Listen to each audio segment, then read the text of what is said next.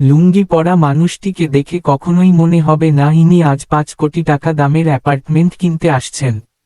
আবার উনি একই সাথে ২টা অ্যাপার্টমেন্ট কিনতে আগ্রহী, যার বাজার মূল্যে প্রায় ১০ কোটি। আমাদের সেলস রিপ্রেজেন্টেটিভ সাথে না থাকলে আমাদের সিকিউরিটি গার্ড উনাকে হয়তো প্রবেশও করতে দিতেন না। এক গ্রুপ অব কোম্পানির প্রয়াত মালিকও এমন লুঙ্গি পরেই নাকি মোটরসাইকেল শোরুমে গিয়েছিলেন কয়েক ডজন বাইক কিনতে।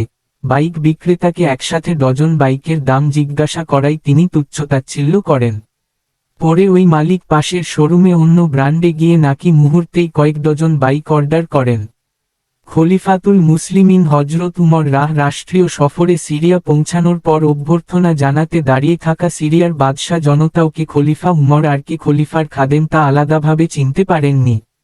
পোশাকের কারণে অবমূল্যায়িত হওয়ার প্রখ্যাত পারস্য কবি শেখ সাদিরও একটা ঘটনা পড়েছিলাম, সম্ভবত সবাই জানেন। ইউনুস, তরুণ আসিফ নাহিদেরও পোশাকের কারণের যোগ্যতা চাপা পড়েনি। অথচ আমাদের ভোগবাদী কর্পোরেট দুনিয়ায় পোশাকের কত দাম। পোশাক পছন্দ না হওয়ায় অনেক যোগ্যদের অবমূল্যায়ন